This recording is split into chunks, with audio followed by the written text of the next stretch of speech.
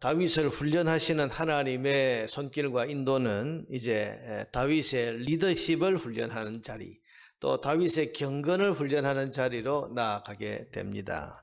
오늘 본문이 그것을 잘 보여주고 있습니다. 본문 1절에 다윗이 이제 피신한 아둘람 동굴에 사람들이 모여듭니다. 그의 형제들, 또 아버지 이세, 그리고 이스라엘 사회에서 소외당하고 고통당하던 많은 약자들이 그에게로 모여들었습니다. 다윗이 여기에 있다. 그래서 그 이스라엘 사회에서 이제 소외된 자들, 또 약자들, 여러분 다윗도 지금 권력자인 사울에게 핍박을 당하는 약자의 입장에 서 있는데 그 약자에게로 더 약한 사람들이 지금 모여들었던 것입니다. 여러분 이 사람들을 가리켜서 흔히 아둘람 공동체 그렇게 부릅니다. 약 한 400명 정도인데 나중에는 600명 가량으로 늘어납니다. 여러분 이 사람들은 이제 다윗을 우두머리로 해서 함께 먹고 함께 자고 함께 싸우고 그런 공동체가 되는데, 이들은 나중에 다윗이 왕이 되는데 큰 기여를 하고, 또 나중에 다윗이 왕이 된 다음에는 이스라엘의 요직에 앉아서 나라를 튼튼하게 하는 데에 크게 기여를 하는 그런 다윗의 사람들이 됩니다. 처음 시작할 때에는 여러분 참 그저 약하고 또 사회에서 소외받고 또 고난을 당하고 억울한 일을 당한 그런 사람들인데, 그래서 이스라엘 사회를 피해서 다윗에게로 숨어들었던 그런 사람들인데, 여러분 이들이 이제 나중에는 다윗의 사람이 되고 이 사람들이 이스라엘 왕국의 아주 주역이 되는 그런 그 무리들로 발전을 하게 되는 것입니다.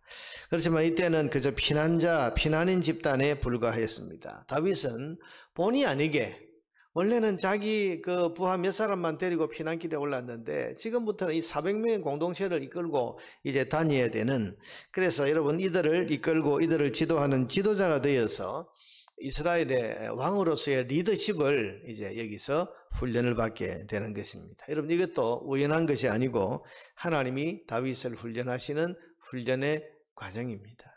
여러분 작은 일에 충성된 자를 하나님께서 큰 일에 쓰시고, 또 작은 일에서 단련이 되어야 하나님은 큰 일도 맡기시는 겁니다.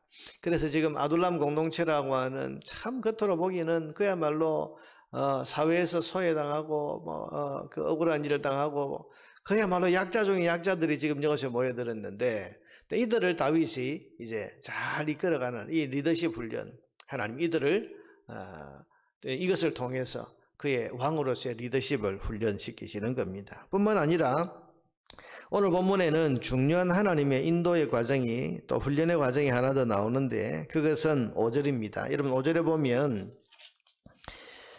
선지자 갓이 다윗에게 이르되 너는 이 요새에 있지 말고 떠나 유다 땅으로 들어가라. 다윗이 떠나 헤레수풀에 이르니라.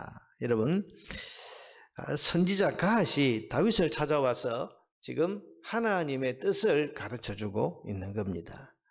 여러분 이때까지 아직 믿음과 분별력이 부족했던 다윗은 자기 아버지와 어머니의 안위를 모압 왕에게 부탁을 하고 있습니다. 3절에 보니까 다윗이 거기서 모압 미스베로 가서 모압 왕에게 이르되 하나님이 나를 위하여 어떻게 하실지를 내가 알기까지 나의 부모가 나와서 당신들과 함께 있게 하기를 청하나이다. 여러분 아까 어제 우리가 보았던 것처럼 자기의 안전을 블레셋 가드 왕에게 가서 도모했던 이 다윗이 이제 부모의 안전을 모압 왕에게 가서 또 도모하고 있는 겁니다. 아직까지 믿음이 부족하지요. 그런데 중요한 것은 이때 선지자 갓이 나타나서 여기 있지 말고 유다로 돌아가라.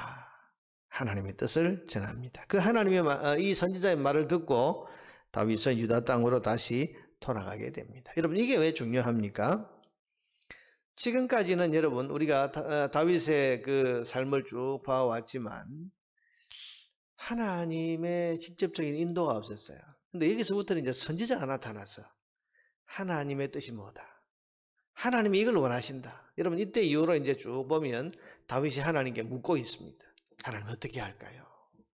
물론 뭐 바로 나타난 건 아닙니다만은 그 뒤에도 여러분 뭐 23장 24장 보면 다윗이 계속 인간적으로 참 부족하고 또 믿음과 인격에 있어서 부족한 면들이 좀 드러나기는 하지만, 그러나 이후로 보면 이때로부터 시작해서 이제 선지자가 나타나서 그 얘기를 인도하고, 선지자의 말을 다윗이 또 듣고 있고, 또 어떤 중요한 결정을 하나님께 묻는 이런 경건의 삶, 이게 지금부터 이제 훈련이 되기 시작하는 겁니다. 광야의 생활입니다. 고난의 땅입니다. 그리고 지금 그야말로 작고 약한 아둘람 무리들을 이끌고 나가는 삶입니다. 여러분, 이걸 어떻게 감당하겠습니까? 자기 혼자 같으면 이리 피하고 저리 피하겠지만, 그래도 400여 명에 되는 많은 무리들의 생명이 달려 있으니까 여러분 신중하지 않겠습니까? 어떻게 해야 될지를 어떻게 정하겠습니까? 근데 선지자가 나타나는 거죠. 또 하나님께 이제 묻기 시작하면, 하나님께 물어야 되겠구나.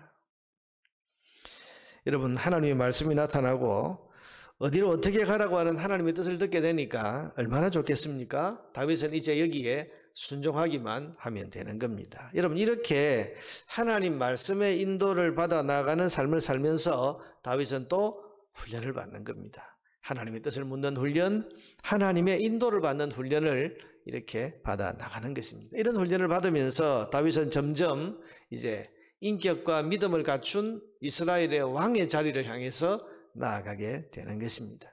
계속해서 여러분, 우리가 이제 이 다윗의 광야 생활, 이 피난 생활, 약 한 13년에 이르는 이 생활에 대해서 성경이 기록하고 있는데, 이걸 볼 때마다 우리의 시각은 다윗이 훈련을 이렇게 받는구나. 마치 여러분 모세가 40년 광야에서 훈련을 받았던 것처럼, 이스라엘 백성이 40년 동안 광야에서 훈련을 받았던 것처럼, 이 다윗도 지금 이 고난과 시련의 이 피난 생활 동안 인격을 훈련받고 믿음을 훈련받는구나. 하나님께서 이스라엘 왕으로 삼으시기 위해서 이렇게 훈련해 가시는구나. 그 중에 오늘은 리더십도 훈련하시는구나. 또 경건의 훈련도 이렇게 해나가시는구나. 여러분, 그냥 되는 법은 없습니다. 훈련을 거쳐야 됩니다. 하나님께서 훈련하시는 거죠. 그러므로 여러분, 매일의 일상에서 경험하는 우리의 삶은 하나님의 준비고 하나님의 훈련이라는 사실을 우리는 잘 기억해야 됩니다. 이것이 비록 고난과 시련이라 할지라도 우리는 이것이 하나님께서 나를 단련하시고 훈련하시는 것이다. 여러분, 욥은 뭐라고 고백했습니까? 나의 가는 길을 그가 아시나니 그가 나를 단련하신 후에는 내가 정금같이 나오리라. 이 훈련과 또 이 단련이 다 마친 이후에는 내가 정금 같은 존재가 되어서 나오리라. 이 믿음을 우리는 가져야 하는 것입니다. 이제 6절 이하부터는 이제 두 가지가, 그 앞에 있는 그 아둘람 공동체와 또 왕의 위엄을 갖추고 신하들을 양쪽에 쭉 이렇게 늘어 세워서 호령하고 있는 그 화려한 사울의 모습이 대조가 되고 있는데, 성경은 이제 이런 화려한 권력을 가진 사울과 참 별것 아닌 이 공동체인 아둘람 공동체를 이끄는 다윗을 대조하면서 어떻게 그 작고 약한 무리를 이끌던 다윗이 왕이 되고 이렇게 화려했던 사울은 몰락하게 되었는가, 이것을 보여주는 방향으로 이제 내용이 전개가 됩니다. 사랑하는 여러분, 모든 일에는 하나님의 뜻이 있습니다. 어떤 일이든 하나님의 손이 미치지 않는 것이 없고 하나님의 깊은 뜻이 담기지 않은 일이 없습니다. 그러므로 성도는 매사에 감사하고 또 하나님의 뜻이 있는 일인 것으로 믿고 순종하는 삶을 살아야 됩니다. 여러분, 그렇게 살면 결국 하나님의 뜻을 알게 되는 날이 오게 될 것입니다.